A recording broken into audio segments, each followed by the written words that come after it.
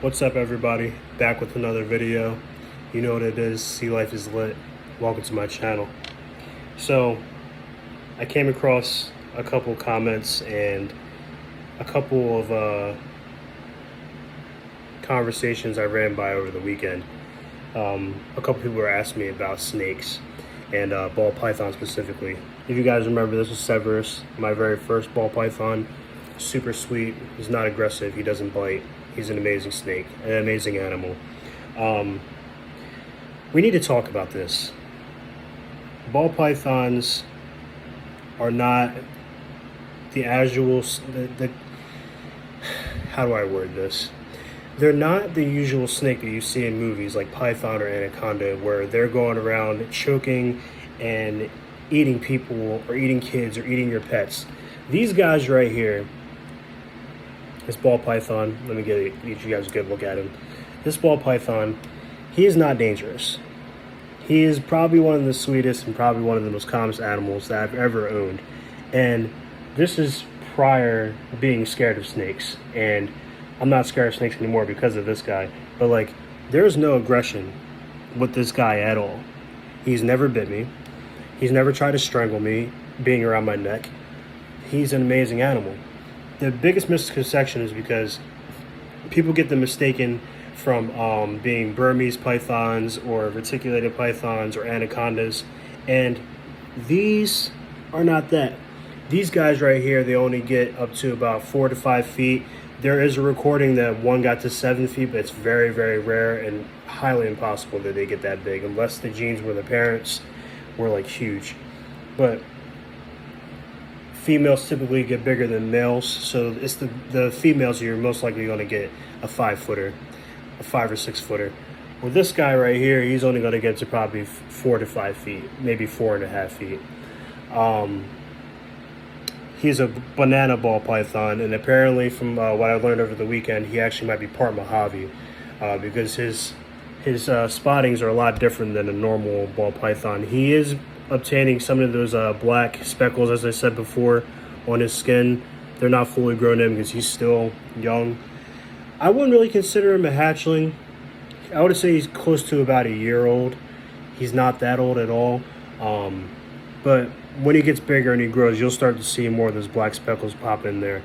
But yeah, as far as ball pythons, when these guys get scared, they move their heads away. They go into a ball. They don't strike at you. The only time that you'll ever have a ball python really strike at you is if you're not taming them and you're not putting in the time of holding them for like 30 minutes to at least an hour a day. That's what I did. When I first got him, I let him quarantine for about a week or two. I didn't hold him at all. And then once he was out of quarantine and he had his first shed and had his first meal that I gave to him, I gave him another week. And I started holding him. All the days that he wasn't eating, which is you have to give them at least 24 to 48 hours after they ate to start actually reinteracting with them, because they can actually regurgitate and spit up their food from the couple nights from before. You don't want that to happen because that can cause a lot of like intestinal issues and like it can cause them not to want to eat for a while. And ball pythons are already picky eaters as it is, so you don't want them to not eat at all because they can go on without months to almost a year without eating, and they'll lose the weight, but like that's just what you get out of getting one of these guys. Now, if you're looking for more of like an active snake and more of a snake that it's like more energetic and want to move around a lot more than my guy like this, maybe get like a corn snake or milk snake. And you'll probably find that they're a little bit more energetic than one of these guys. He's not an energetic guy at all.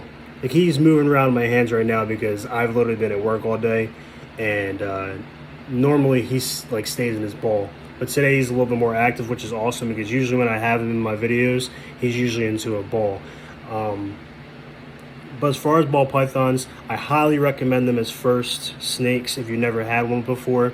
I wouldn't consider them beginner snakes. I would consider them like intermediate because of how picky they are of eaters, and you have to really pay attention to like their humidity and making sure that they have the right hides, making sure that their substrate is moisturized, and make sure that you have the right substrate, because some substrates are not good for ball pythons. For example, I'm not a fan of aspen bedding. It's usually the bedding that you use with milk snakes and corn snakes. It's like similar to his color skin. It's like white and it looks like hay.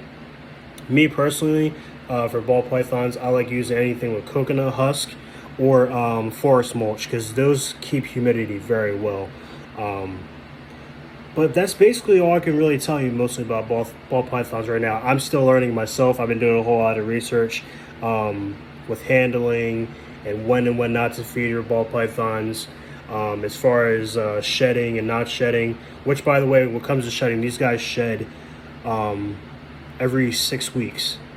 And when they're in shed, you want to make sure that you're giving them their space so they can be in their hides and soak up that humidity that you have in their tanks or their tubs, whichever one you prefer. Because right now he's in a terrarium, he's in a tank, but when I get another ball python, I plan on having at least 3 of them.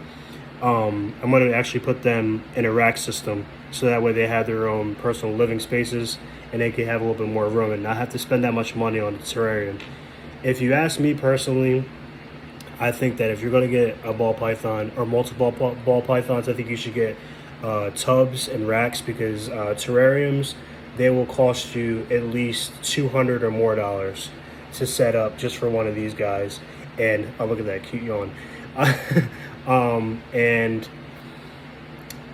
I don't regret spending my money on getting a terrarium, but I really, really would like to get a rack system, so that way that this guy right here can have more living space, more to explore, and it can be darker because they like darker areas. But until next time, we're going to have another video. You're going to be seeing Cerberus a lot more. You'll be seeing Bear and Athena, and you will be meeting my fiance, because I did tell you that I will bring you on on my channel eventually.